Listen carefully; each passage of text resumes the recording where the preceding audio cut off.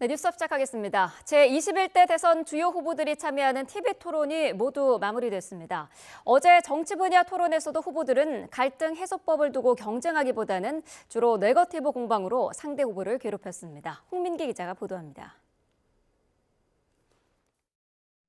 정치 양극화 해소 방안을 묻는 첫 번째 토론 주제에서부터 후보들은 서로를 향한 비방전으로 포문을 열었습니다. 국민의힘 김문수 후보는 민주당 이재명 후보의 사법 리스크를 꺼내들며 대통령이 되는 게 맞느냐는 국민 우려가 있다고 비난했습니다. 이렇게 많은 재판을 동시에 받는데 이 재판을 본인이 대통령이 되면은 다 중지시키는 재판 중지법 이런 것도 만들고요. 본인이 뭐 황제도 아니고 황제도 이런 식으로 법을 안 하죠. 이재명 후보는 윤석열 전 대통령 검찰 정권의 조작 기소라며 증거가 없다고 맞받았습니다. 그 수없이 많은 기소는 우리 김 후보님이 속한 이 검찰 정권, 윤석열 정권의 증거 없는 조작 기소의 실상을 보여주죠. 증거가 없잖아요. 김 후보는 또 성남시장과 경기도지사 시절 이 후보의 주변 인물들이 숨진 사례를 열거하기도 했는데 이재명 후보는 검찰의 강압적 수사 때문이고 자신은 커피 한 잔 얻어 마신 적 없다며 김 후보의 불법 정치자금 수수 의혹으로 반격했습니다. 온 주변이 비리와 감옥 투옥되고 또 많은 사람들이 갑자기 수사받다가 죽어버리고 이래가지고 어떻게 대통령 해가지고 제대로 할 수 있는지 지금이라도 저는 사퇴하시는 것이 맞지 않느냐. 그 부정자금 받은 걸로 그 캠프에 있는 아주 가까운 사람 다 처벌받았죠. 그렇죠. 그의 받은 부정해서 수급한 정치자금이 4억이 넘던데 그거 본인은 몰랐다는 이유로 다 처벌을 면했지 않습니까? 개혁신당 이준석 후보는 이재명 후보의 법인카드 유용 의혹을 꺼내들며 협공에 나섰습니다. 2,800만 원어치의 과일을 2년 동안 드셨으면은 2.8톤입니다. 혹시 집에 뭐 코끼리 같은 거 키우십니까? 서로를 향한 난타전이 이어지자 토론 중 이런 말까지 나왔습니다. 제가 변호사인데 이 대선 후보 토론장에 나와 있는 것 같지 않고 마치 법정에 서 있는 느낌이에요. 김 후보는 민주당이 이른바 줄 탄핵을 했다며 이재명 후보가 대통령이 되면 독재를 할 거라고 쏘아붙였고 31명을 이미 탄핵했습니다. 상권 분립을 완전히 파괴하고 상권 장악을 해가지고 완전히 독재를 하겠다고 하는데 이 후보는 사실이 아니라며 이렇게 맞받았습니다. 거부권을 대통령이 41번 행사했습니다. 우리가 탄핵을 30몇 번 했다는데 그 사실이 아닙니다. 13명인가 14명인가 이 정도밖에 안 될 거예요. 이번까지 세 차례 진행된 토론에서 주요 후보들이 비전과 정책 경쟁보단 서로를 겨냥한 네거티브 공방에 집중했다는 지적은 피하기 어려워 보입니다. YTN 홍미기입니다. 네, 11.3 비상계엄 책임론을 두고도 후보들 간 난타전이 벌어졌습니다. 민주당 이재명 후보는 국민의힘 김문수 후보를 윤석열 전 대통령 아바타라고 규정했고 김 후보는 계엄을 내란으로 단정하는 게 언어폭력이라고 주장했습니다. 나혜인 기자입니다. 민주당 이재명 후보는 국민의힘 김문수 후보가 장관 시절 다른 국무위원과 달리 계엄 사태에 고개를 숙이지 않았던 점을 문제 삼았습니다. 국회에서 국무위원들 사과할 생각 없느냐, 기립해서 사과해라 그랬을 때 유일하게 일어나지 않으셨거든요. 사과할 생각이 없었던 겁니까? 국무위원들이 일어나서 100배 사죄를 하라든지 이거는 일종의 폭력이지. 그건 사과도 아니고 국회. 계엄의 목적도 과정도 위헌 위법했는데 내란이 아니라고 우긴다며 내란 세력 그 자체라고 비난했습니다. 정호영이라는 사람을 그 선대위에 영입하셨더라고요. 광주 학살의 주책임자 아닙니까? 윤 전 대통령 파면에 동의하는지 관계를 단절할 생각은 없는지도 따졌는데 김 후보는 헌재 결정을 존중하고 이젠 탈당한 분이라고 선을 그었습니다. 윤석열 아바타다. 김문수 후보가 당선이 되면 상황 윤석열이 즉 반란수계가 귀환한다. 그런 걱정을 하는 사람들이 있는데 이에 대해서 어떻게 생각하십니까? 전혀 근거 없는 말씀을 하시고 있고요. 이재명 후보야말로 부패, 부정, 비리, 범죄의 우두머리. 계엄은 잘못됐지만 내란인지는 법정에서 결론 날 문제라고 주장했습니다. 형법에 의해서 판결이 나야지 왜 계엄을 내란이라고 바로 대입을 해서 내란범이라고 그러고 우리 보고 내란 동조범이라고 그러고 그런 것은 정말 언어 폭력이죠. 개혁신당 이준석 후보는 다수당인 민주당의 일방적 권한 행사도 되돌아봐야 한다며 이재명 후보 책임을 지적했습니다. 근데 이재명 대표가 정치에 들어오신 뒤로부터는 일방 처리가 굉장히 많습니다. 특히 본인의 재판이나 수사에 영향을 줄 수 있는 일방 처리가 많아지고 있는데 저는 거부권 행사한 사례가 더 많다 이렇게 답을 드리도록 하겠습니다. 이재명 후보는 계엄 선포 당시 이준석 후보가 왜 국회 해제 표결에 참여하지 않았느냐고 맞받았습니다. 누군가가 의원님 담 넘어서 들어가셔야 됩니다 하니까 시끄러 임마 이러면서 말 막았잖아요. 그때는 이미 표결이 끝난 뒤였습니다. 글쎄, 한참 그거는- 뒤였습니다.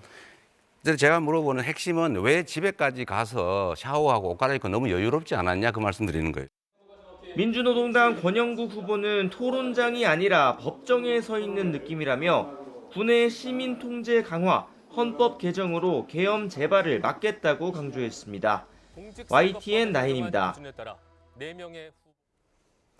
개혁신당 이준석 후보는 마지막 토론에서도 민주당 이재명 후보의 호텔 경제학을 공격 포인트로 삼았습니다. 공산주의자의 철학까지 동원했다는 주장도 내놨는데 이 후보는 공산당 몰이하지 말라고 반박했습니다. 김철희 기자입니다. 이준석 후보는 직전 토론에서 이재명 후보가 언급했던 학자 루카스 차이제의 과거 이력을 문제 삼고 나섰습니다. 해당 학자가 독일 공산당 기관지 편집장을 지냈던 사실을 언급하면서 공개 사과를 요구한 겁니다. 어떻게 조사하셨으면 국민들에게 본인의 호텔 경제학을 방어하기 위해 가지고 공산주의자의 철학을 들고 와서 가르치려고 드시느냐. 이에 이재명 후보는 해당 학자가 어떤 사상을 가졌는지에 관심 없다고 선을 그으며 한국은행 책자에도 있는 사실을 왜곡하지 말라 맞받았습니다. 종북몰이 하듯이 그렇게 공산당 몰이 안 하시면 좋겠어요. 돈의 흐름에 관한 아주 일반적인 사례예요. 두 사람의 신경전은 당내 민주주의 문제를 둘러싼 토론에서도 계속됐습니다. 이준석 후보가 당원 80조 삭제 논란 등을 언급하며 민주당 내부 민주주의가 실종됐다고 직격하자 1심 유죄 나오자마자 당원 80조가 삭제됐거든요. 이렇게 당의 존립 근거가 되는 당원을 이렇게 마음대로 바꿔버리고 위인 설법 아니겠습니까? 이재명 후보는 최근 민주당에 입당한 허은하 전 개혁신당 대표 사례를 들며 본인 허물부터 보라고 날을 세웠습니다. 개혁신당은 그 허은하 대표를 그렇게 강제적으로 조치를 하지 않았습니까? 당내 자금 사용 관련해서 부패 혐의로 고발당하고 그랬던 것으로 아는데 개헌을 놓고 후보 간 공방도 이어졌습니다. 광주 민주화운동 정신을 헌법 전문에 수록하자는 데는 김문수 후보까지 공감대를 이뤘지만 5.18은 헌정질서 수호를 위한 국민 저항의 상징입니다. 이를 헌법에 명시하는 것이 국민통합의 출발점이라고 보는데 저는 헌법 전문의 5.18 정신을 반영하는 것이 충분히 가능하고 옳다고 생각합니다. 대통령 탄핵 시 총리가 아닌 국회의장이 권한 대행을 맡는 방안이나 이익 균점권, 즉 기업 이익을 노동자가 나눠 가질 권리 등 강론을 두고 의견 차이가 드러났습니다. 또 핵무장 정책을 두고 비핵화가 합의된 정책이란 이재명 후보와 한미동맹이 허용하는 범위 내에서 핵무장을 하겠다는 김문수 후보 사이 설전이 오가기도 했습니다. 한미 간의 정상회담을 통해서 잘 추진하고 발전시켜 나갈 계획입니다. 이 전술핵을 한반도에 재배치하면요 북한에게 비핵화를 요구할 수가 없어요. YTN 김철입니다. 네, 이제 내일부터는 사전투표가 시작됩니다. 주요 후보들은 지지층을 향해 사전투표에 나서줄 것을 호소하고 있는데요.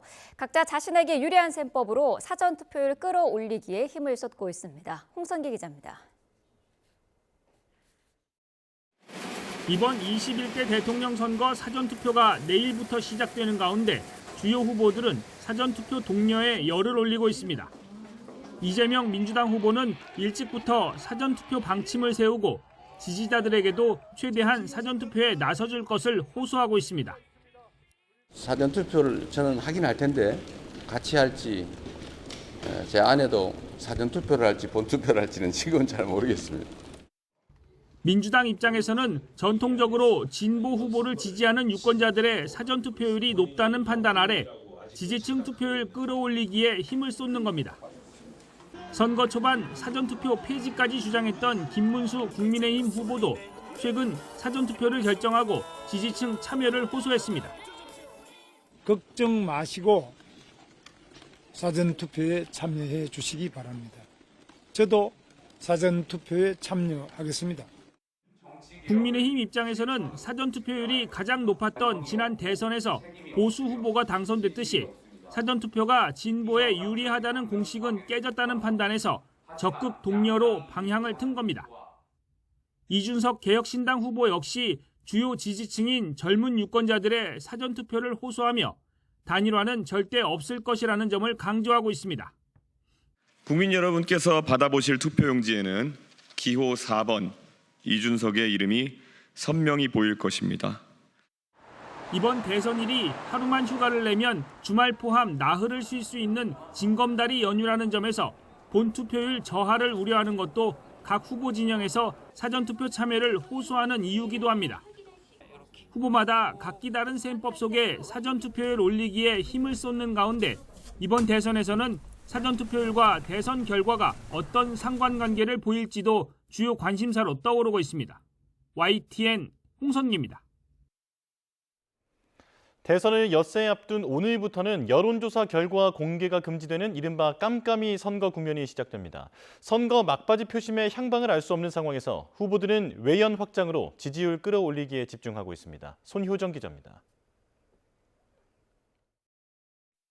오늘부터는 21대 대선 여론조사를 하더라도 그 결과를 외부로 알리는 게 금지됩니다. 부정확한 조사로 선거에 영향을 주는 것을 막기 위해 대선 당일인 다음 달 3일 저녁 8시까지 정당 지지도나 후보 지지율 같은 조사 결과를 공개할 수 없습니다. 다만 금지 기간 전에 조사한 결과에 한해 공개하는 건 허용됩니다. 표심 흐름을 알 수 없는 깜깜이 국면을 앞두고 후보들은 저마다 중도층을 공략하며 지지층 넓히기에 주력했습니다.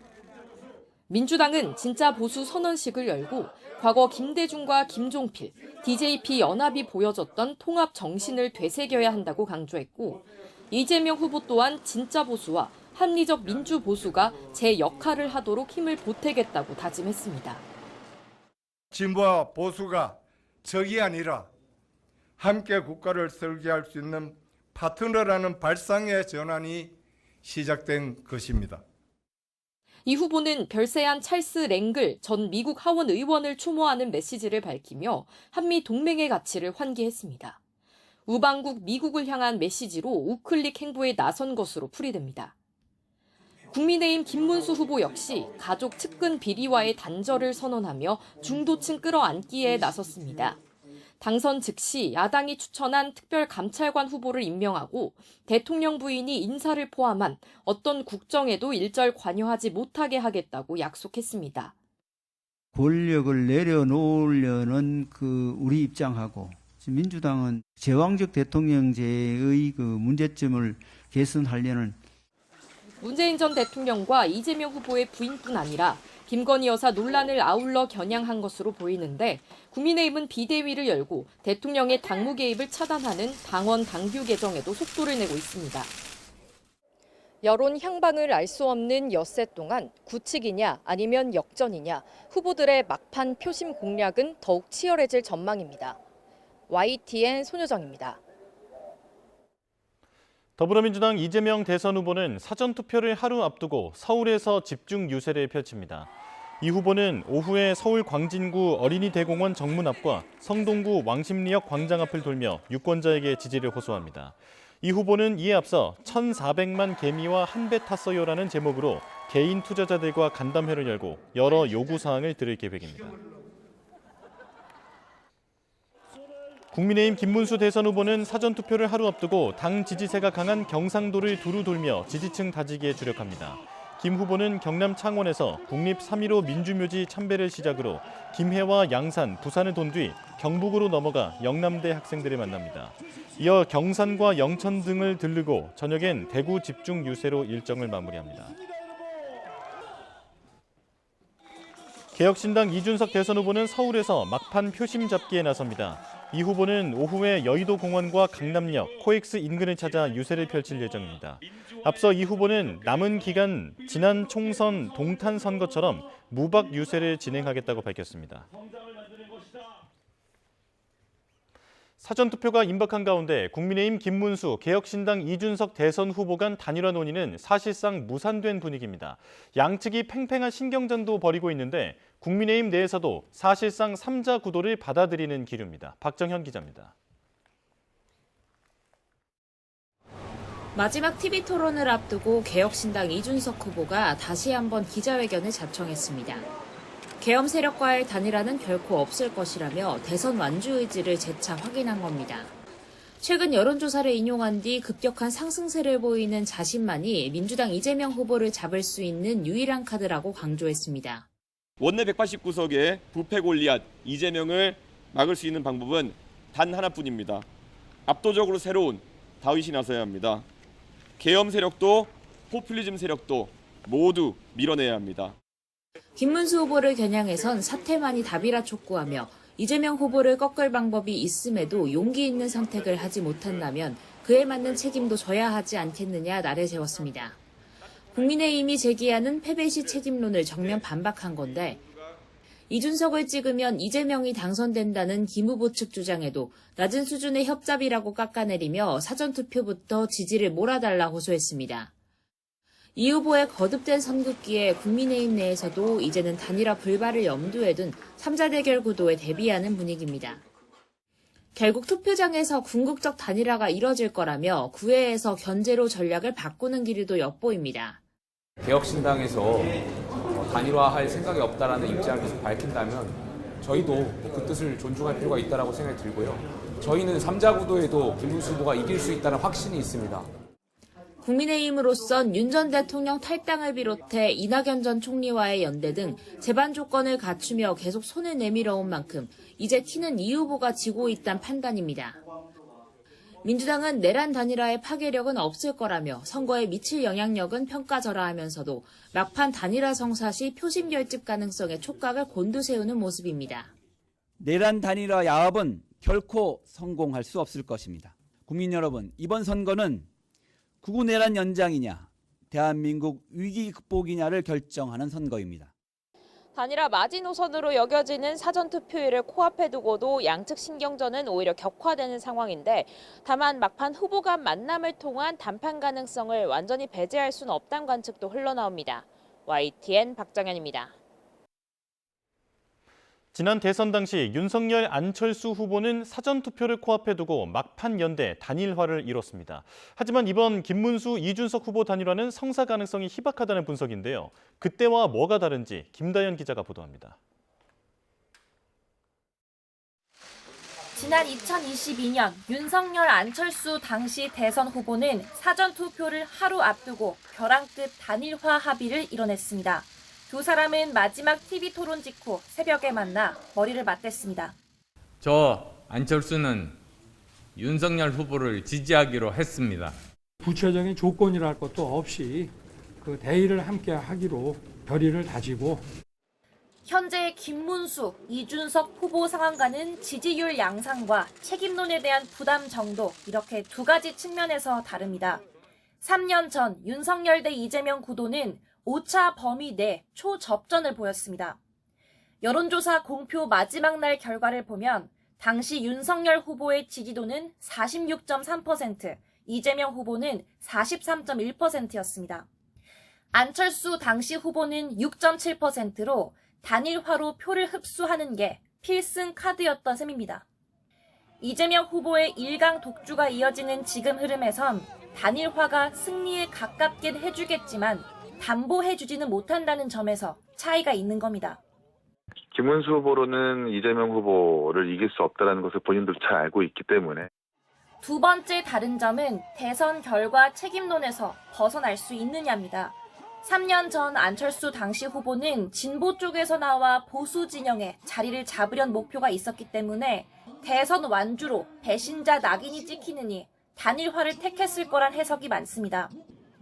당시 심상정 후보가 민주당과 합치지 않고 완주를 선택해 적잖은 비판을 받았던 적도 있습니다. 패배의 책임을 지고 이제 정의당이 전체적으로 이제 와야 되고 좀 어려움을 겪었거든요. 다만 이준석 후보는 당에서 쫓겨났다는 이미지를 내세워왔고 독자 노선을 구축하고 있어서 만약 보수 진영이 패배해도 신상에 큰 타격이 없을 거란 전망입니다. 여기에 김문수 후보로 단일화할 경우 이준석 후보의 지지층의 절반만 김 후보를 지지하고 이재명 후보로 이탈하는 비율이 29%에 달한다는 조사 결과가 있을 정도로 표심 예측이 어렵다는 점도 이런 분석을 뒷받침합니다. 3강 구도가 최종 확정된다면 이준석 후보가 상대 당의 표를 가져가길 바라는 더불어민주당과 국민의힘의 프레임 전쟁도 본격화할 거로 보입니다. YTN 김다연입니다.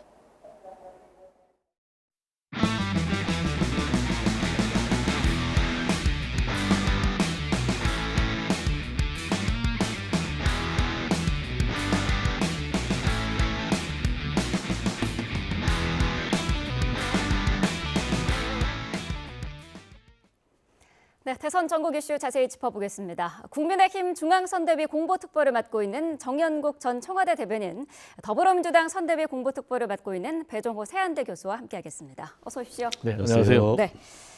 자, 어젯밤 있었던 대선 후보 TV토론 마지막 토론이었기 때문에 후보들의 신경전이 대단했는데, 자, 먼저 각 당 선대위 측에서는 어떻게 평가하고 있는지 들어보겠습니다. 어떻게 어제 보셨습니까? 네, 어제도 역시 상당히 많은 국민들이 좀 실망감을 감추지 못했을 것 같아요. 네. 왜냐하면 전체적으로 좀 정책과 비전, 공약을 중심으로 품격 있는 비전 경쟁, 정책 경쟁, 공약 경쟁이 돼야 되는데 네. 거의 인신공격성의 네거티브전이 굉장히 난무했거든요.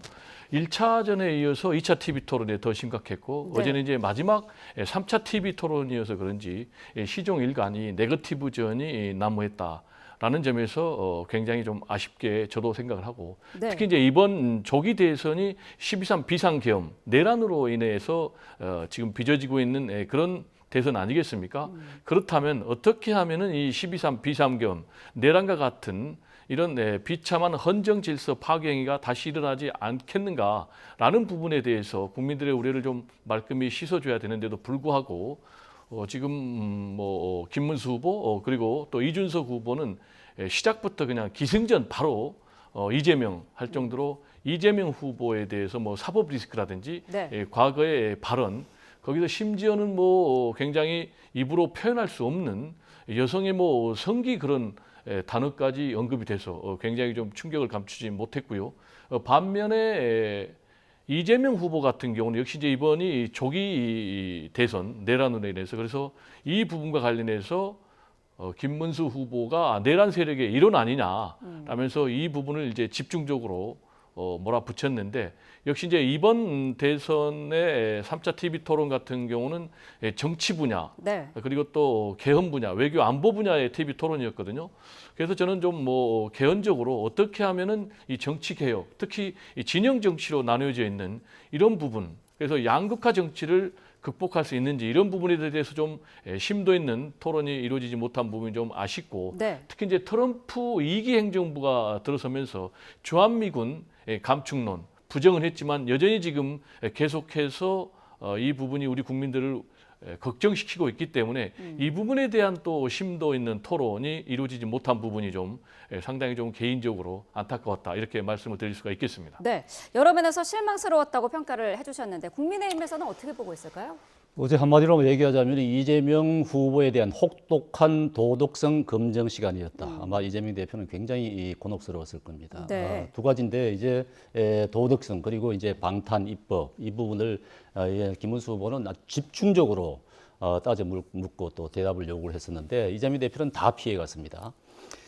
무엇보다 이제 앞서 약간 실례를 들었습니다만은 뭐 형 강제 위반이라든가 형수 욕설, 형수 욕설도 저도 사실은 뭐 그냥 욕설 했겠지 할 정도로 그냥 넘기고 말았는데 최근에 들어보니까 정말 경악할 정도의 그런 발언이었더라고요. 그게 참 이게 국민들한테 이런 분이 정말 대한민국의 리더가 될 수 있는 자격이 있느냐 하는 부분에 대해서 김문수 후보는 굉장히 심각하게 받아들이고 이 부분을 국민들에게 제대로 전달하기를 원했던 것 같아요. 네. 거기에다가 이제 또 이제 경기도 예산의 유형 문제 이 부분이 어제 이제 재판이 시작됐습니다. 이건 이제 법인카드 사용 문제인데 네. 이 역시 이제 시민의 돈으로 자기 배를 채운 것 아니겠습니까? 시민의 돈으로 자기 배를 채운 사례 하나가 어제 새롭게 발표가 됐는데 아마 이준석 후보가 얘기를 했죠. 과일을 2,800만 원어치 샀다.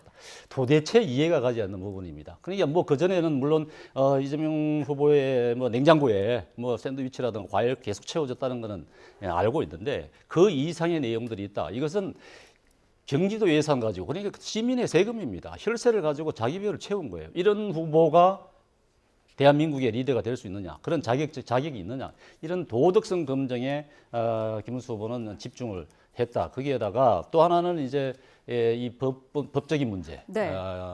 이재명 후보의 법적인 문제. 이게 예를 들어서 이제 자기가 지금 만약에 당선이 됐다 하더라도 정상적인 절차를 거친다면 당선이 취소될 수 있는 그런 위치에 있는 거예요. 대법원 유죄 취지 판결을 돌려보냈다는 것은 그런 의미인데 그 법을 지금 개정해서 아예 그 자체를 없애버리겠다는 것 아니겠습니까? 네. 그리고 자기가 관련된 재판들을 다 못하게 하겠다. 입법으로 막아버리겠다 하는 그런 사람인데 이런 분에게 과연 우리 국민이 이 절대 권력의 반지를 끼워줄 것이냐.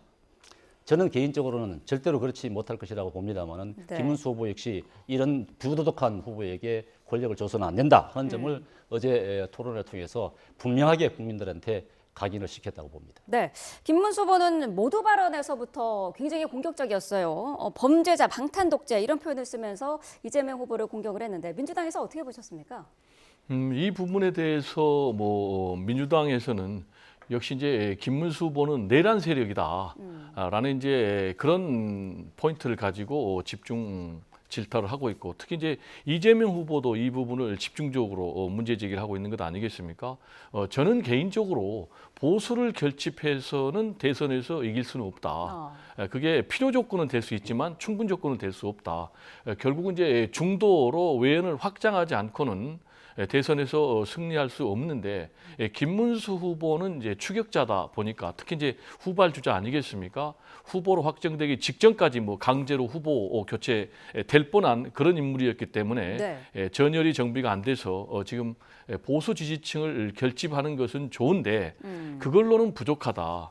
그런데 1차, 2차, 3차 TV 토론에서 역시 기회가 있었어요. 확실하게 이 내란 세력과 선을 긋는 윤석열 전 대통령과 절연하는 그런데 이 부분에 대해서 굉장히 좀 소극적인 부분 이런 부분에 대해서는 역시 이재명 후보의 집중 추궁을 받았음에도 불구하고 본인이 명확하게 선긋지를 못했다. 그 이유는 역시 이제 강성 아스팔트 지지층의 표도 잡아야 되니까 그런 딜레마적 상황이면은 이해가 되지만 과연 그래가지고 본선에서 승리할 수 있겠는가라는 이제 의구심이 좀 들었고요. 네. 그리고 12.3 비상계엄에 대해서 본인이 유일하게 국회에서 전 국무위원들 한덕수 국무총리 포함해서 사과를 했지만 본인만 사과를 안 했지 않습니까? 역시 이 부분에 대해서도 깔끔하게 사과를 하는 게 선거 전략상 더 나았음에도 불구하고 네. 이 부분에 대해서도 끝까지 본인이 사과를 하지 않는 모습 이런 부분은 상식적인 국민들이 좀 공감하기는 어려운 태도가 아니었나 이렇게 생각이 되고 네. 세 번째로는 12.3 비상계엄과 관련해서 이게 내란이 아니다라고 사실상 강변을 했거든요. 근데 내란이 아니면은 물론 헌법 위반 법률 위반만으로 헌재에서 전원일치로 판단을 내렸지만은 네. 파면을 했겠습니까? 결국 이제 형사 재판은 진행돼야 되겠지만 윤석열 전 대통령이 현재 내란 수괴 혐의로 피의자 신분으로 피고인 신분으로 지금 재판을 받고 있는 건 사실이거든요. 네. 그래서 군대를 동원해서 결국 이제 국헌 문란한 것도 명백한 사실인데 이 부분에 대해서도 내란이라고 단정할 수 있느냐라면서 오히려 적반하장격을 보인 이런 부분은 이제 중도 그래서 상식적인 국민들의 표심을 자극하기는 어렵고 오히려 좀 등을 돌리게 만드는 그런 발언들이 아니었나. 그래서 지금의 이재명 후보의 사실상 10% 플러스 마이너스 포인트의 독주 현상이 1차, 2차, 3차 TV 토론 이후에도 결국 개표를 하면은 그대로 이어지지 않을까. 저는 개인적으로 그렇게 전망을 합니다. 네, 말씀하신 것처럼 김문수 후보는 비상계엄 책임론에 대해서 어제도 계속해서 선을 그었는데 계엄을 내란으로 단정하는 거는 언어폭력이다 이렇게 주장을 하더라고요. 그렇습니다. 네. 일정 저도 동의하는 부분이 있는데 내란이나 계엄령 선포에 대해서는 윤석열 전 대통령이 당과 협의한 바가 전혀 없습니다. 네. 그건 느닷없는 본인의 그야말로 반시대적인 시대착오적인 오판에 의해서 계엄령을 내린 것 아니겠습니까? 당과 연관성이라는 단 하나도 없어요. 그런데 민주당과 이재명 후보는 내란이라고 계속 얘기를 하거든요. 내란 정당, 내란 후드무리 이런 얘기하는데 물론 그 법상으로 윤석열 전 대통령하고 강훈 대통령은 내란 우두머리 혐의로 지금 재판을 받고 있죠. 그러니까 이 내란 혐의와 관련된 부분은 재판에 맡겨두면 됩니다. 재판에 내란 혐의에 대해서 입증이 돼야 되는 것이죠. 그렇다 그러면은 내란 종사자들, 내란 주의 종사자들과 우두머리에 대해서는 당연히 처벌이 돼야 되는 것은 맞습니다. 그런데 이 국민의힘을 가지고 계속 이제 국민의힘이 배출한 대통령이다 보니까 내란 정당이다, 내란 후보 자체도 내란 수계다, 뭐 이런 얘기를 계속 하는데 네. 이것은 그야말로 김문수 후보가 얘기했듯이 언어 폭력에 지나지 않는다. 물론 이제 민주당 입장에서는 내란을 계속 강조를 하고 싶겠죠. 어제도 토론회 내내 이재명 대표는 오로지 내란, 시종일관 내란이었습니다. 그 외에는 다른 게 없었어요.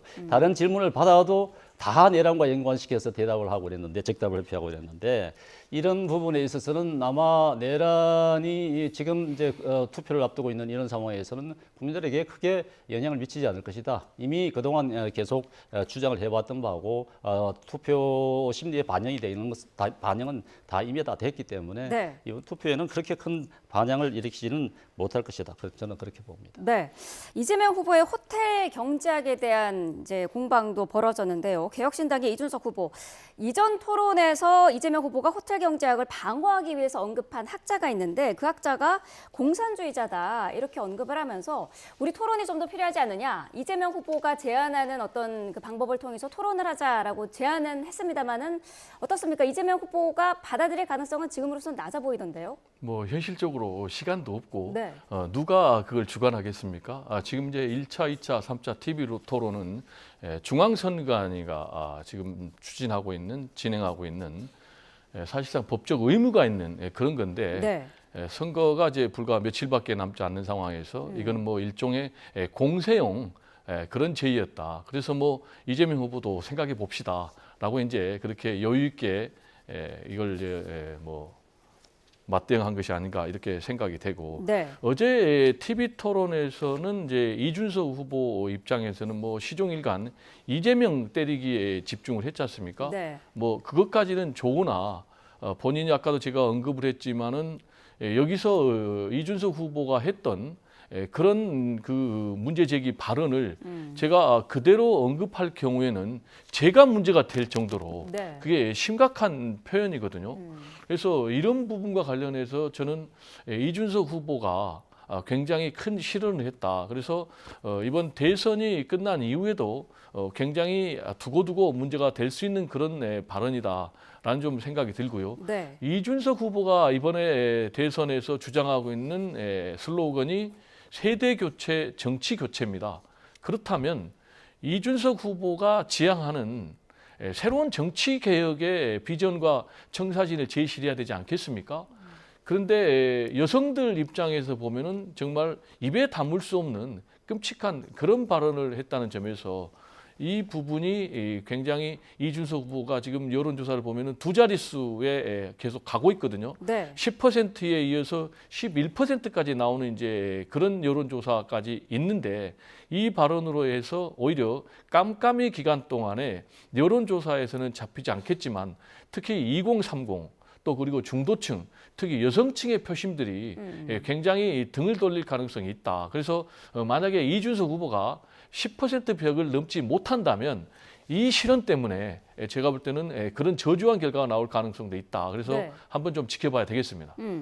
권영국 후보는 이준석 후보가 사퇴해야 된다라는 얘기까지 했는데 말씀하신 그 이준석 후보의 그런 발언들이 실책이었다라고 볼 수가 있을까요? 예, 이준석 후보 아주 뭐 좀 민감한 단어를 사용하고 네. 구체적으로 설명을 하면서 아마 네거티브 아니냐 이런 선을 넘은 것이 아니냐 이런 비난을 받습니다만 네. 그것도 이제 그 이재명 대표, 이재명 후보의 그 부도덕성을 강조하다 보니까 그런 용어를 사용하고 너무 네. 구체적으로 설명을 한 것 같아요. 그보다 앞서 이제 루카스 사이제 말씀을 하셨지 않았습니까? 네. 호텔 경제학. 이분은 마르크스주의 경제학자입니다. 독일 공산당 당원이고 독일 공산당 기관지의 편집장을 지내신 분인데 네. 기본적으로 자본주의를 거부하는 분이에요. 기본적으로 자본주의를 거부하는 분의 이론을 가져다가 이재명 후보가 내놓은 것 아니겠습니까? 이 호텔 경제학이 다 아시다시피 이제는 돈의 흐름을 얘기하는 것인데 돈의 흐름이 그 이론대로 돌아가는 것이 아니란 말이에요. 네. 그런데도 불구하고 그런 잘못된 부분에 대한 지적들이 계속 있었는데도 불구하고 이재명 후보는 그걸 철회하지 않아요. 왜 공산당 이론을 가져다가 우리 지금 자유민주주의 경제 체제에 부합시키려고 그러는 것이죠. 도저히 이해가 가지 않는 부분 아니겠습니까? 이것은 당연히 비판받아 마땅한 것이고 이 부분에 대한 검증을 해야 되는 것입니다. 네. 그런데도 불구하고 지금 이재명 대표는 그런 지적을 받고도 자기 이론이 맞다고 자기 그 이론에 대한 두둔만 계속 하고 있는데 이렇게 주변에서 지적을 한다 하더라도 말을 듣지 않는 이런 리더가 지금 대한민국에서 필요한 리더가 될 수가 있겠습니까? 그리고 또 이준석 후보의 앞서 말씀한 많은 말씀을 하셨는데 이준석 후보의 발언이 조금 과하다는 부분은 있습니다. 네. 그렇지만 앞서 있었던 그 이재명 후보의 형수 욕설도 잠깐 얘기했습니다만은 너무나 비상식적인 일이에요. 이거는 일반인으로서는 감히 상상도 할 수 없는 그런 부분들이란 말입니다. 이런 방송으로서 얘기할 수 없는 부분이고 그냥 일반적으로도 정상적인 사람은 얘기할 수 없는 부분입니다. 네. 그런 부분들을 전달이 안 되다 보니까 이준석 후보가 약간 과한 표현을 쓰지 않았나 그렇게 생각해 볼 수 있을 것 좀 같습니다. 사실관계를 바로잡아야 되겠는데요. 지금 이준석 후보가 호텔 경제학이라고 명명을 했어요. 네. 이 부분에 대해서 이재명 후보가 호텔 경제학이라고 명명한 건 없고 한마디로 이거는 이제 재정의 선순환, 그래서 케인즈 학파들이 주장하는 정부 재정을 투자를 할 경우에는 이게 경기 부양 효과를 가져온다. 그래서 대표적인 게 1930년도 미국의 대공황 시절에 이제 누딜 정책이 그 중에 하나인데 이걸 얘기를 했는데 지금 우리 특보님께서 공산당 이론이다라고 얘기하는 것은 정반대의 얘기를 하고 있다. 바로 이런 것이 종북몰이다.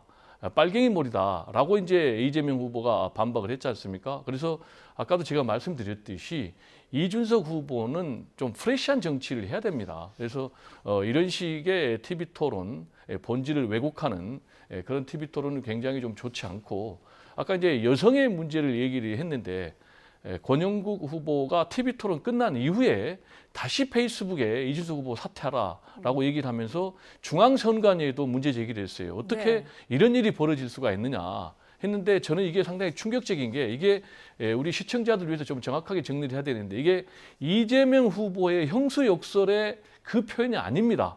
지금 정확하게 얘기하면 이재명 후보의 아들로 보이는 사람이 했다라는 의혹의 발언을 가지고 이재명 후보를 공격한 거예요.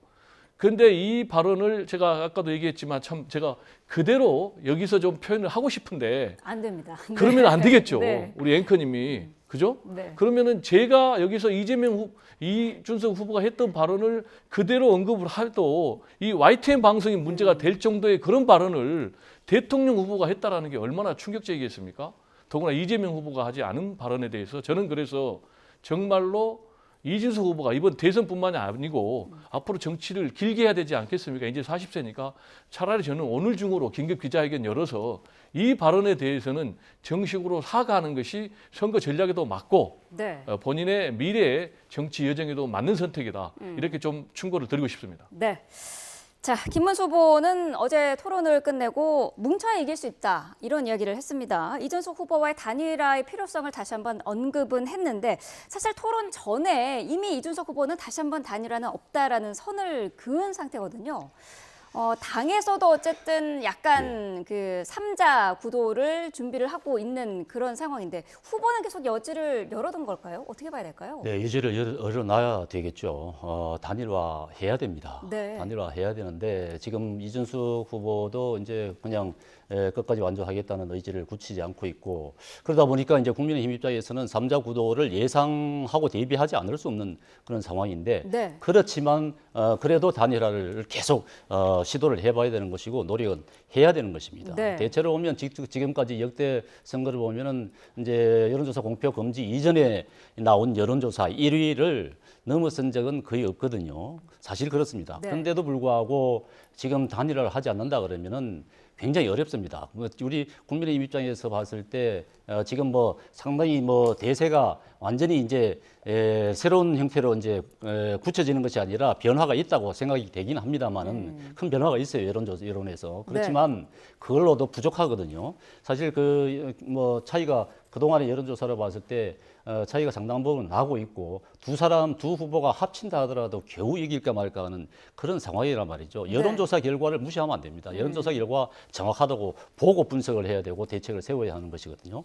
그렇기 때문에 지금 두 후보는 김문수, 이준석 후보는 무조건 단일화를 해야 됩니다. 이것이 국민들이 요구하는 국민의 열망입니다. 여기에 부응하지 않으면 국민들 실망할 거예요. 이것은 오늘 중으로라도 물론 뭐 본선 이전에 할 수도 있습니다. 그렇지만 오늘 중으로 어떤 일이 있더라도 단일화 해야 된다고 저는 보고 있고 특히 우리 김문수 후보 같은 경우는 이 부분에 대해서 지금 더 적극적으로 좀 이준석 후보와 단일화의 노력을 하는 모습을 국민들에게 보여야 되는 거예요. 국민의 입장에서 지금 자 그러면은 우리 힘으로도 가능하다 이런 모습 국민에게 보이면 안 됩니다. 끝까지 이준석 후보하고 단일화하면서 국민 요구에 부응하겠다는 모습을 보여야 되는 것이에요. 거기에 국민 감동이 있어야 되는 것이고 또 하나는 우리 김문수 후보가 좀 이 지지율에서 좀 부족한 부분이 누구나 있다고 생각하고 있는 것 아니겠습니까? 그렇다 그러면 오늘 중으로라도 우리가 국민들을 감동을 줄 수 있는 무언가 하나를 내놔야 된다고 봅니다. 그렇다 그러면은 제가 생각에는 뭐 한동훈 후보가 요구하는 부분이라든가 중도층을 지금 공략을 해야 되는데 중도층을 끌어올 수 있는 중도층의 국민이 뭘 원하는지를 정확하게 판단해서 제시를 해야 된다고 봅니다. 그러나 지금 우리가 생각해 볼 수 있는 여러 가지 제안 가운데 하나가 한다 그러면은 저는 우리 김문수 후보하고 우리 국민의힘 의원들 전원이 모여가지고 우리 계엄령은 우리가 반대했던 것 아니겠습니까? 동의했던 게 아니에요.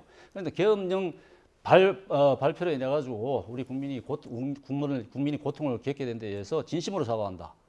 국민의힘 전원이 후보와 함께 국회 앞마당에 무릎을 꿇고 국민들에게 다시 한번 기회를 달라고 호소하는 그런 방법. 이런 어떠한 국민들에게 감동을 줄 수 있는 이벤트가 분명히 있어야 된다. 그런 말씀을 좀 드리고 싶습니다. 이재명 후보도 어제 토론 끝나고 이 김문수, 이준석 후보가 단일화를 하지 않겠느냐라고 하면서 내란 세력의 단일화로 묶었더라고요. 어떤 전략이었을까요? 일단 이재명 후보는 계속 단일화 가능성을 언급을 했지 않습니까? 단일화 가능성은 저는 개인적으로 보면 이제 이미 물 건너갔다. 왜냐하면 이제 내일부터 사전 투표가 시작이 되지 않습니까? 그래서 오늘이 마지노선인데 이준석 후보가 연달아 지금 긴급 기자회견을 계속 열어가지고 안 한다라고 확실하게 선을 그었거든요. 그러면서 오히려 김문수 후보가 사퇴해야 된다라고 이제 역공을 했고 여기에 김용태 비대위원장 같은 경우도 사실상 이제 3자 단일 구도로 승리를 해야 된다라는 얘기까지 나왔기 때문에 물 건너 간 거고 지난번에 이제 윤석열 그리고 안철수 두 사람이 극적으로 단일화를 한 시한도 이제 오늘이거든요.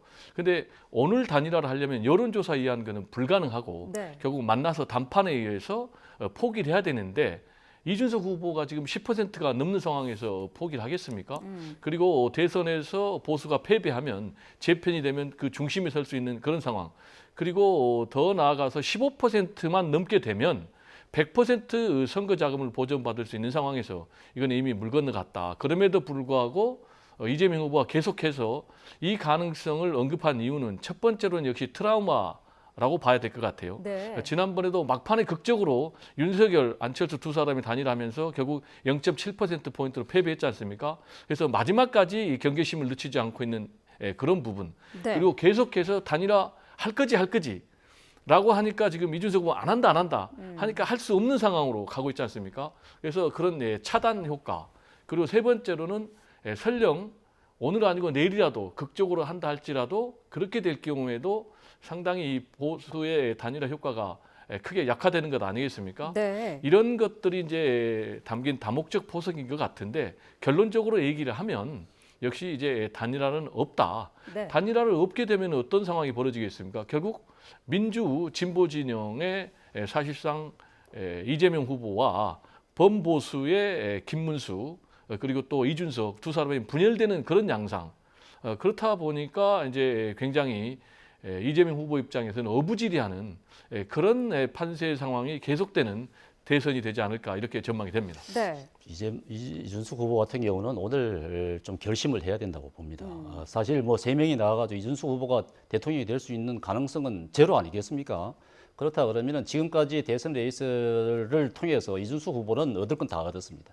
분명한 차세대 리더라는 인식을 분명하게 국민들한테 전해준 것이고 네. 우리 보수의 리더로서의 입지 역시 본인은 완전히 확보를 한 상태입니다. 누구나 인정을 해요. 그렇지만 지금 만약에 그것까지 완주를 해가지고 만약에 김문수 후보와 이준석 후보의 득표율의 합이 이재명 후보를 넘어섰는데 3자 구도가 되는 바람에 이재명 후보가 대통령이 됐다. 그러면은 그 책임에 대한 부분은 결국 이준석 후보로 갈 수밖에 없는 상황이에요. 그거는 그 이준석이 압박하는 것이 아니라 이준석 후보도 그 부분에 대해서는 좀 냉정하게 생각해 볼 필요가 있다는 얘기죠. 그것은 네. 이것은 국민들이 지금 뭘 원하는지를 이준석 후보는 분명히 알고 있단 말이죠. 그렇다 보면은 어떤 면에서는 오늘 본인이 결심을 할 필요가 있겠다. 뭐 후보에게 뭐 그런 얘기할 수는 없겠습니다만은 조언을 드린다 그러면은 그렇게 해줬으면 좋겠다. 그것이 국민들의 열망이고 그래야만 어느 정도 이 정말 이재명 1인 독재, 절대 권력의 반지를 끼워줄 수는 없는 국민들의 그런 요구에 부응하는 것이다. 반드시 그렇게 해주기를 좀 기대를. 이제 책임론을 얘기를 하니까요. 네. 왜 이준석 후보만 책임을 져야 되는 거죠? 분열되면 이 김문수 후보는 책임이 없는 거죠. 그리고 보세요.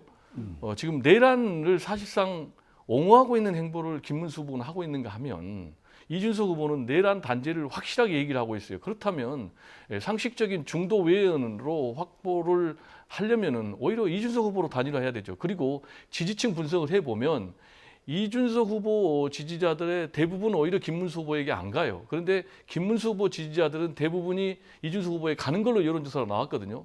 그러면은 오히려 이준석 후보가 얘기한 대로 그러면 차라리 나로 단일화를 해라 라는 얘기도 있는데 일방적으로 한쪽 얘기만 하면 좀 안 맞고 그다음 두 번째로 지금 이준석 후보는 단일화 안 한다고 지금 계속해서 얘기를 하잖아요. 근데도 계속해서 단일화하자. 이거는 일종의 저는 정치 폭력 아닌가. 왜냐? 남녀 관계로 비유를 하면 싫다는데도 계속해서 말이지 나랑 결혼하자, 나랑 동거하자. 이거는 스토킹 범죄에 해당되는 거다. 좀 그런 얘기를 좀 드리고 싶어요. 민주당과 이재명 후보 같은 경우는 지금 단일화가 굉장히 두려운 거예요. 사실은 지금 그래서 계속 긴장을 던지고 단일화할 것이다, 단일화할 것이다 하는 것도 이게 심리전을 펼치는 것이거든요. 하라 그러면은 잘 안 하는 그런 습성이 있지 않습니까?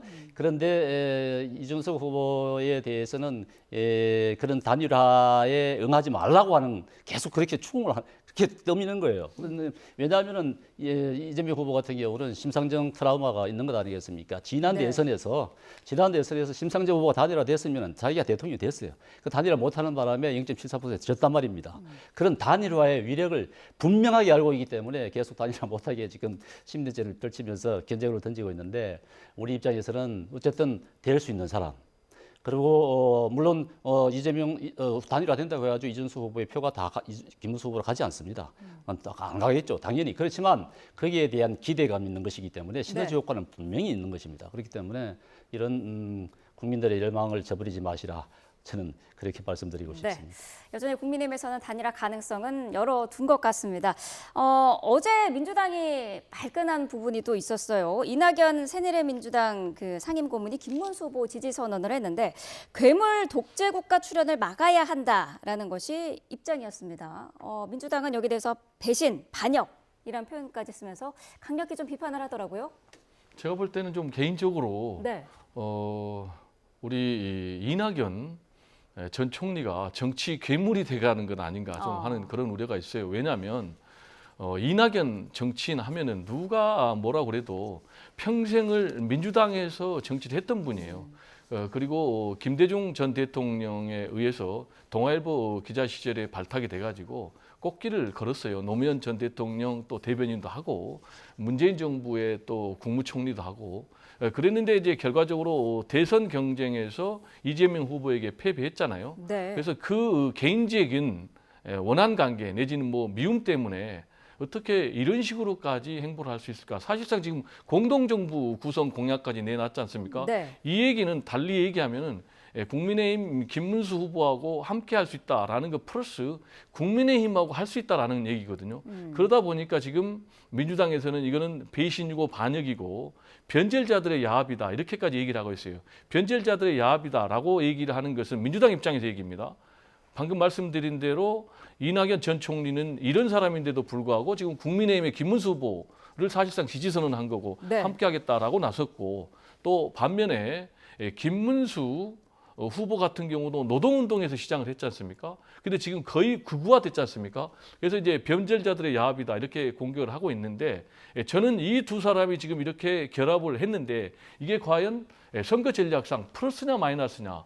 저는 개인적으로 마이너스라고 생각을 합니다. 그 이유는 특히 이제 이낙연 전 총리의 이런 행보 때문에 호남 유권자들, 호남인들은 굉장히 격앙돼 있어요. 어떻게 이렇게까지 정치적인 행보를 할 수 있느냐. 그래서 오히려 저는 이재명 후보에게 결집할 거다. 특히 이제 호남인들이 호남만 있는 게 아니고 수도권에서도 뭐 거의 25% 정도 되거든요. 그러면 이분들이 다 똘똘 뭉치면 오히려 역효과가 나지 않을까 좀 이렇게 우려도 됩니다. 네, 두 사람의 손잡은 건 마이너스다라고 평가를 하셨는데. 네. 민주당 입장에서 보면은 정말 뼈아픈 일이죠. 민주당 대표를 하신 분 아니겠습니까? 민주당 내에서도 가장 합리적인 분 가운데 한 명으로 꼽히는 분입니다. 그런 분이 지금 김문수 후보의 손을 들은 것 아니겠습니까? 네. 이재명 후보가 예전에 한 말이 있습니다.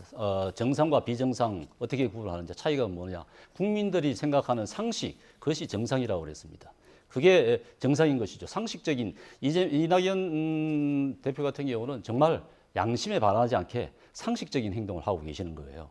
그러니까 이재명 후보가 대통령이 된다. 그러면은 이거 어느 누구도 견제할 수 있는 정말 절대적인 권력을 가지게 되는 것인데 입법, 사법, 행정을 다 장악하는 그러한 괴물이라고 표현하고 있는 것 아니겠습니까? 괴물 독재 정권을 막아야 된다 하는 절박한 마음에서 지금 김문수 후보를 돕고 있다고 생각이 됩니다. 손학규 그 대표도 마찬가지예요.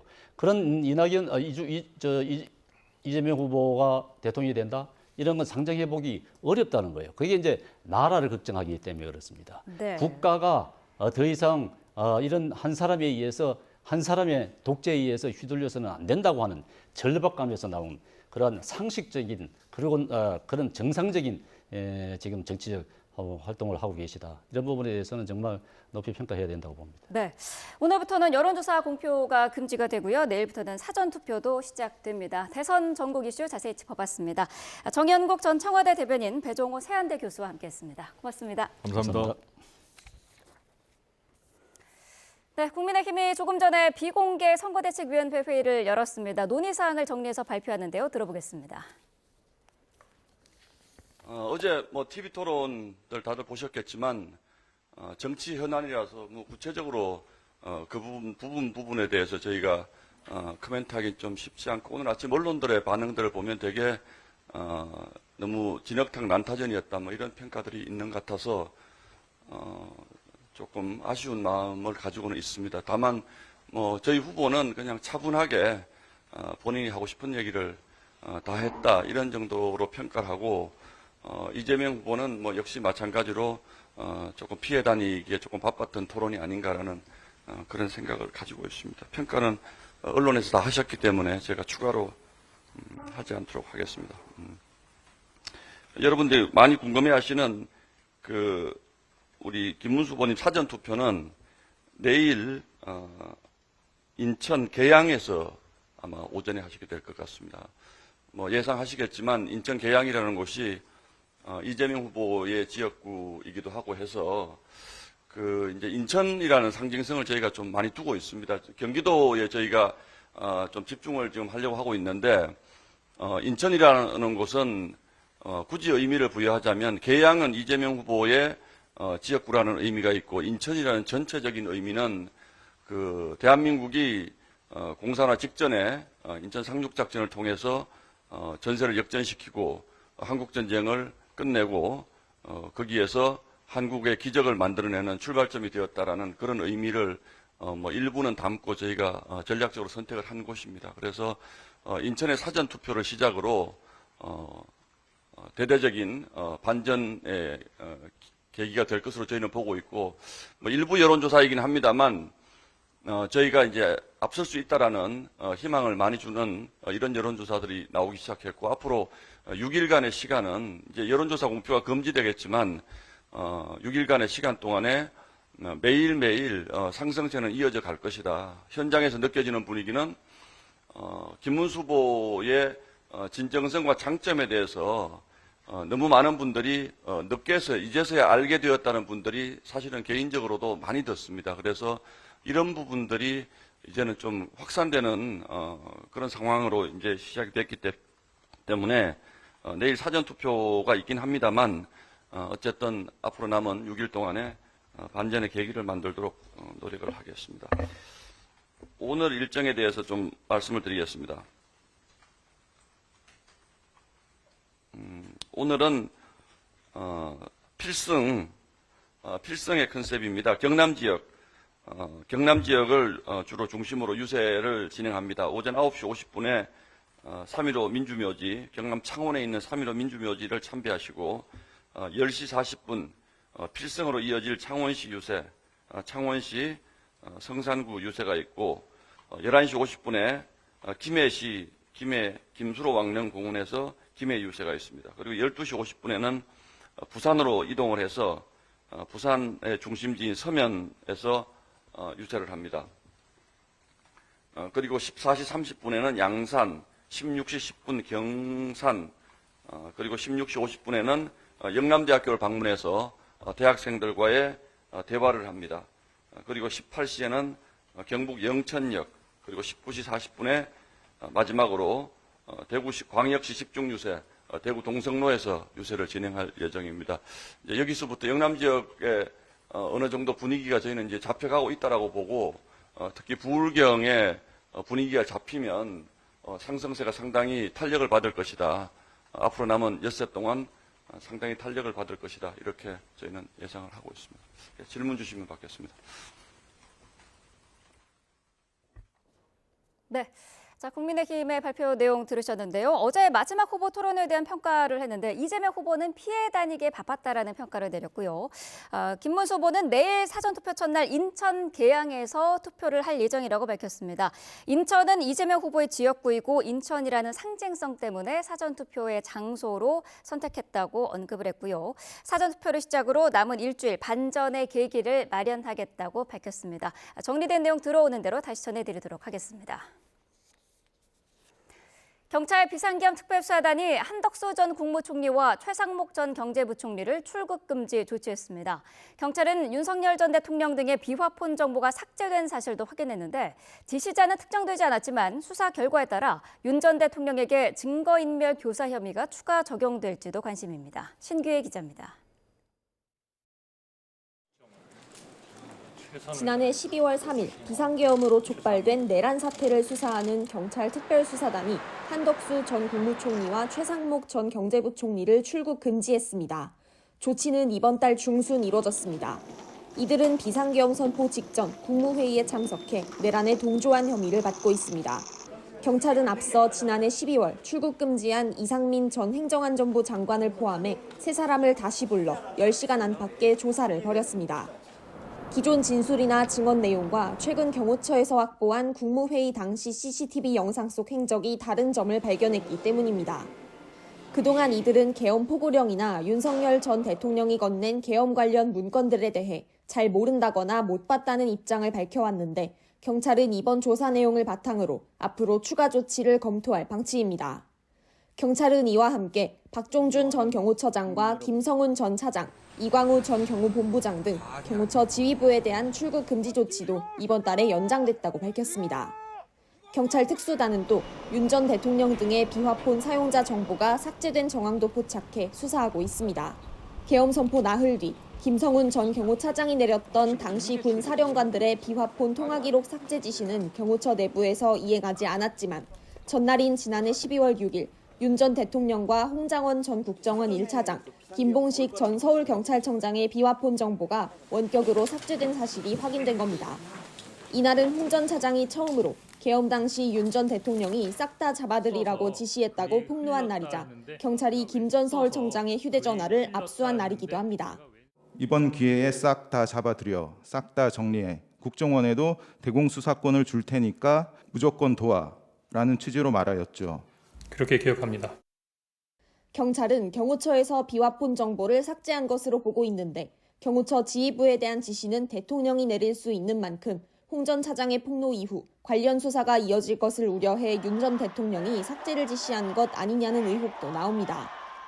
이에 따라 경찰이 윤 전 대통령에 대해 체포영장 집행 방해 혐의 외에 증거인멸 교사 혐의까지 추가 적용해 수사할지 주목됩니다.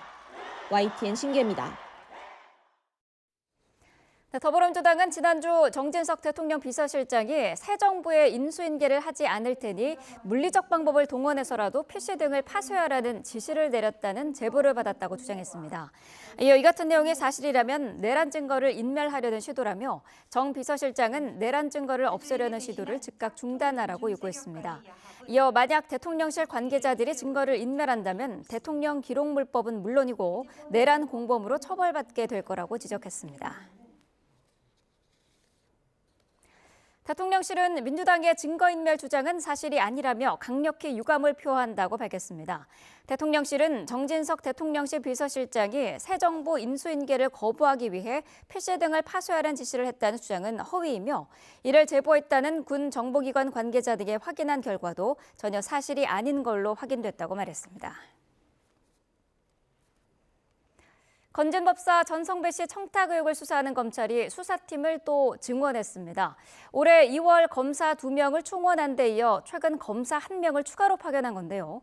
통일교 전 고위 간부가 전 씨를 통해 김건희 여사에게 청탁을 시도했다는 의혹 수사에 속도가 붙을지 관심입니다. 양동훈 기자입니다. 건진법사 전성배 씨 청탁 의혹을 수사하고 있는 서울 남부지방검찰청 가상자산합동수사부에 최근 형사 1부 소속 검사 1명이 임시로 추가 배치됐습니다.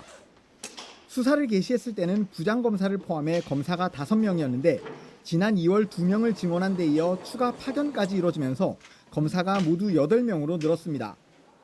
현재 수사 중인 사건의 중대성을 고려한 조치로 풀이됩니다.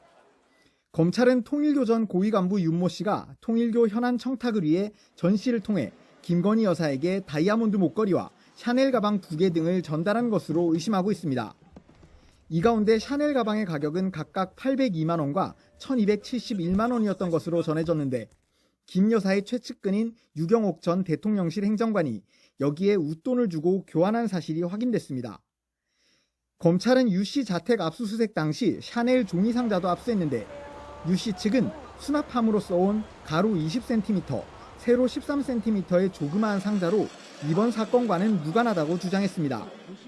유 씨와 전 씨는 코바나 컨텐츠 시절부터의 인연으로 가방을 교환해달라는 사적 부탁을 했을 뿐이며 김 여사는 모르는 일이라고 검찰에 진술했습니다.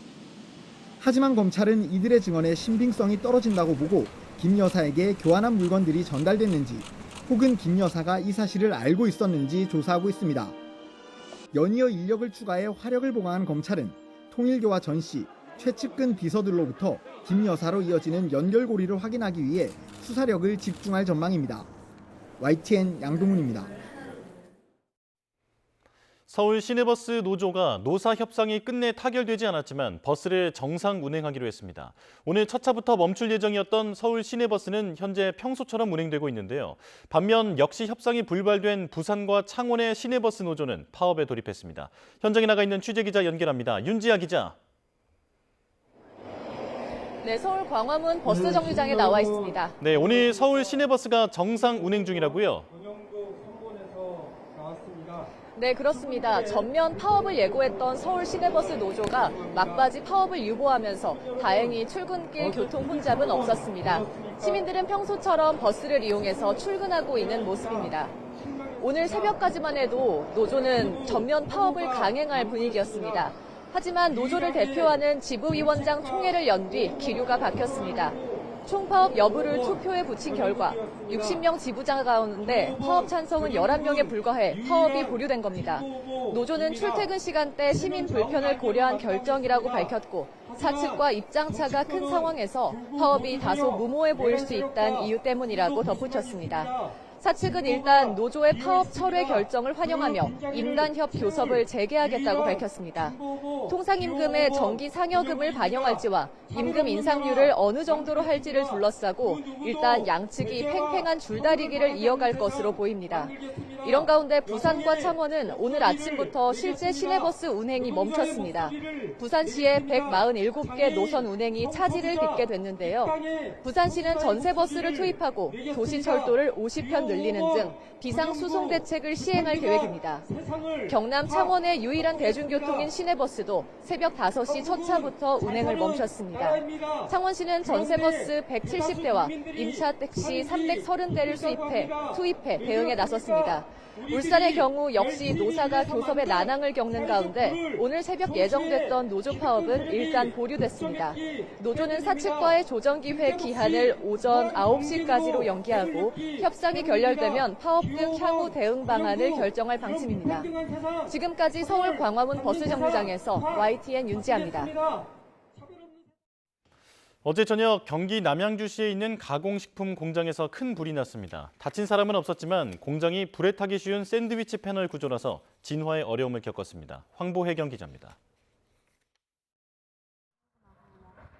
시커먼 연기 기둥이 하늘로 치솟고 화염이 공장 전체를 집어삼켰습니다.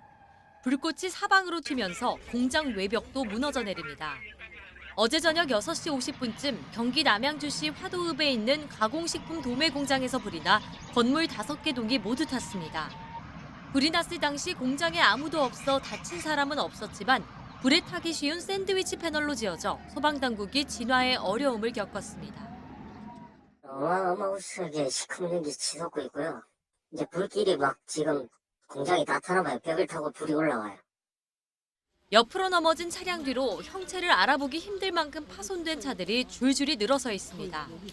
어젯밤 9시 20분쯤 인천 송도동 도로에서 승용차가 택시를 들이받은 뒤 주차된 차량 넉 대를 잇따라 추돌했습니다. 이 사고로 70대 승용차 운전자와 택시 승객 등 모두 2명이 다쳤습니다. 경찰은 음주 사고는 아닌 것으로 보고 경위를 조사하고 있습니다. 어제 저녁 6시 40분쯤 충북 옥천군 안내면의 한 교차로에서 시내버스와 승용차가 충돌했습니다. 승용차 운전자와 버스 승객 등 11명이 다쳐 병원으로 옮겨졌습니다. YTN 황보혜경입니다. 내란 혐의로 입건된 한덕수 전 국무총리와 최상목 전 경제부총리가 출국 금지됐습니다. 혐의를 입증할 확실한 물증이 나왔을지가 관심인데요. 향후 계엄 수사 어떻게 진행될지 짚어보겠습니다. 김광삼 변호사와 함께합니다. 어서 오십시오. 네, 안녕하세요. 네, 한번 정리를 해보면 경찰이 한덕수 전 국무총리 그리고 최상목 전 경제부총리 출국 금지를 했고요. 그리고 이상민 전 행안부 장관은 지난해 12월부터 출국 금지였는데 이걸 또 연장했습니다. 자, 혐의 입증의 확실한 물증, 이른바 스모킹건 확보했다고 봐야 할까요? 지금 이전에 이제 그 대통령실에 있던 CCTV 폐쇄회로에 대해서 사실 경찰이나 이제 검찰에서 그 증거를 몇 번 확보하려다가 결국 확보를 못했죠. 그 이유는 이거 어떻게 보면 이제 보안 장소이기 때문에 관리자 승인 없이는 사실은 이걸 확보하기가 어려웠어요. 그래서 계속적으로 이제 거부를 했기 때문에 이거 확보를 못했는데 이번에 이제 CCTV를 확보했어요. 근데 CCTV를 어느 곳에 있는 걸 확보했냐고 하면 대통령 집무실 있잖아요. 그 대통령 집무실 옆에 이제 대접견실이 있는데 거기에서 이제 국무회의를 합니다. 그래서 그곳에 있는 CCTV하고 그다음에 거기서 대통령 집무실 안에 이제 복도가 있거든요. 그 복도에 있던 CCTV를 이제 확보를 한 겁니다. 그래서 경찰에서는 그 CCTV 내용 중에서 지금 내란과 관련해서 윤 전 대통령의 어떤 국무회의 과정, 거기서 여러 가지 내용이 많이 나왔는데 한덕수 전 총리랄지 이상민 전 행안부 장관이랄지 그다음에 최상목 경제부총리 이런 세 사람의 어떤 이전의 진술 자체가 CCTV에 나온 내용과는 좀 틀린다는 거예요. 예. 그래서 지금 국무회의 과정에서 이 비상계엄 선포와 관련해서 과연 이 세 명이 국무위원으로서 어떤 역할을 했는지 또 내란을 방조했는지 공모했는지 이런 부분을 경찰에서 수사하고 있다 이렇게 보면 될 것 같습니다. 네. 자, 한덕수, 최상목, 이상민 이 세 사람의 발언은 뭐 조금씩 다릅니다만 그동안 어떤 증언을 한다든지 진술을 했던 내용과는 지금 이 CCTV에서 확인된 바로는 뭔가 다르다라고 지금 경찰이 보고 있는 것 같습니다. 자, 만약에 이들의 진술이 그동안에 어떤 거짓말이었다라고 밝혀지게 된다면 이게 어떤 혐의가 되는 겁니까? 이제 거짓말인데 어떤 거짓말이냐가 중요하겠죠. 예. 지금 한덕수 권한대행이나 지금 3명의 일치된 의견은 다 이제 비상계엄을 말렸다는 취지거든요. 그런데 지금 경찰이 들여다보고 있는 측면은 어떤 거냐면 이제 한덕수 전 총리 같은 경우에는 계엄을 다 반대했다는 거 아니에요. 네. 그런데 이제 비상계엄 선포문이 있는데 그 선포문을 자신은 보지 못했고 나중에 계엄이 국회에서 해제 의결된 다음에 계엄이 해제됐잖아요. 그 이후에 자기 사무실로 갔는데 양복 뒷주머니에 비상계엄 선포문이 있었다는 거예요. 예. 그래서 이 비상계엄 선포문을 언제 받느냐가 중요하고 또 선포와 관련해서 어떤 행동을 취했느냐 이 부분은 아마 수사할 가능성이 크고요. 최승목 권한대행은 이제 비상입법기구 창설 쪽지가 중요한 거거든요. 예. 그래서 이제 누군가 건네줬다고 하는데 이것을 뭐 자기는 실질적으로 잘 보지 않았다 이렇게 얘기하고 있기 때문에 이거 자체는 계엄을 선포하면 국회를 무력화시키고 비상입법기구를 설치해서 이걸 운영하겠다. 그런 취지 때문에 이 부분은 굉장히 비상계엄 내란 관련해서 중요한 부분이다 이렇게 볼 수가 있고요. 그다음에 이상민 전 장관 같은 경우에는 본인이 뭐 소방청에 단전단수를 지시했느냐 여부에 대해서 이제 논란의 중심이 있는 인물인데 네. 자기는 단전단수를 지시하지 않았다는 거고 대통령실 집무실에 갔더니 책상 위에 그 쪽지가 있어서 그거 얼핏 봤다는 취지로 얘기하고 있기 때문에 아마 이제 경찰에서는 CCTV 내용을 보니까 이 3명의 진술이 CCTV에 나온 내용과 좀 다르다. 그래서 이제 그 부분을 이제 조사하려고 하는 것 같아요. 그런데 예. 이제 일부에 대해서 저렇게 거짓말을 했다 하더라도 비상계엄 하는 거에 적극적으로 찬성하고 동조를 하지 않았다고 한다면 이제 내란의 방조나 이런 것은 뭐 죄는 될 수는 없습니다. 예. 그렇다면 내란 혐의 피의자로 지금 입건이 되어 있는 상황인데 내란 방조라든지 이런 부분까지는 조금 더 지켜봐야 할 것 같다라는 말씀이신데 그런데 만약에 CCTV 내용과 지금 이들의 움직임이나 진술이 뭔가 달랐다라고 하는 게 밝혀진다면 위증은 되는 겁니까? 그렇죠. 이제 내란죄에 있어서 어떤 가담, 고의성 그런 거에 대해서는 뭐 법적으로 명쾌하지는 않아요. 그래서 이제 조사 결과를 좀 봐야 할 것 같고요. 예. 이제 그 대신 만약에 CCTV 영상이라는 것은 이제 과학적인 증거 아닙니까? 그런데 CCTV 영상에 배치되는 증언을 지금 헌재에 가서 증언한 거 아니에요. 그러면 헌재 증언과 CCTV가 배치된다고 한다면 뭐 위증의 책임을 물을 수 있겠죠. 예. 그래서 아마 그 부분까지 경찰에서 검토를 할 겁니다. 예.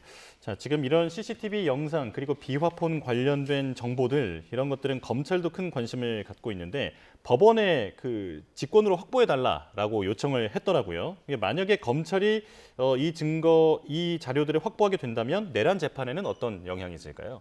일단 지금 특히 이제 검찰의 수사 자체는 뭐 국회에서 그때 거의 생중계되시피 한 내용이 이제 CCTV에 다 기록되어 있잖아요. 예. 그런 것들이 많이 있어서 내란죄 성립에 대해서 입증하는 데 별 문제가 없을 거지만 지금 이전에 대통령실 집무실에 있던 이제 CCTV를 확보하려고 노력을 많이 했었잖아요. 예. 근데 결과적으로 관리자가 이제 거부해서 이게 안 됐거든요.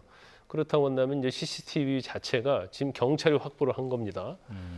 임의 제출 받아가지고. 그러면 지금 내란죄와 관련해서 수사하고 있는 재판부가 이제 저 부분에 대해서는 사실 이제 사실조회를 통해서 이걸 어떤지 아니면 다시 직권을 압수수색을 해서 또 임의 제출 받는 형식으로 해서 예. 이걸 또 확보할 수가 있어요. 그러면 내란 관련된 재판에 있어서는 그 당시에 어떤 국무회의 과정을 전체적으로 한번 스크린해보고 볼 수 있는 그런 하여튼 유력한 증거가 될 수 있는 겁니다. 예. 그래서 아마 이건 지금 윤 전 대통령 내란죄를 재판하고 있는 재판부에서 이걸 뭐 확보를 당연히 해야 한다고 보고요. 또 확보하는 데는 별로 문제가 없다. 저는 그렇게 봅니다. 그렇군요. 자, 그리고 경찰은 비화폰의 정보가 원격으로 삭제됐다라는 사실도 확인했습니다. 휴대폰으로 보자면 어떤 초기화가 됐다라고 비유할 수 있을 텐데, 자, 지금 지시자가 윤 전 대통령이다라고 하는 의혹이 나오고 있는 상황이거든요. 만약에 그게 사실이라면 어떤 혐의가 되는 겁니까? 윤 전 대통령도 증거인멸 교사가 될 수 있는 거죠. 이제 증거인멸죄라는 것은 자신이 자신의 죄에 대한 증거를 인멸하면 죄는 되지 않습니다. 예. 그렇지만 자신의 죄와 관련된 증거에 대해서 만약에 제3자를 통해서 이걸 삭제 지시를 하면 그건 증거인멸 교사죄가 될 수 있는 거예요. 그래서 지금 원격 삭제된 부분이 이제 윤석열, 총장원, 김봉식 전 경찰청장 이와 관련된 것들이 이제 삭제가 됐다고 지금 전해지고 있잖아요.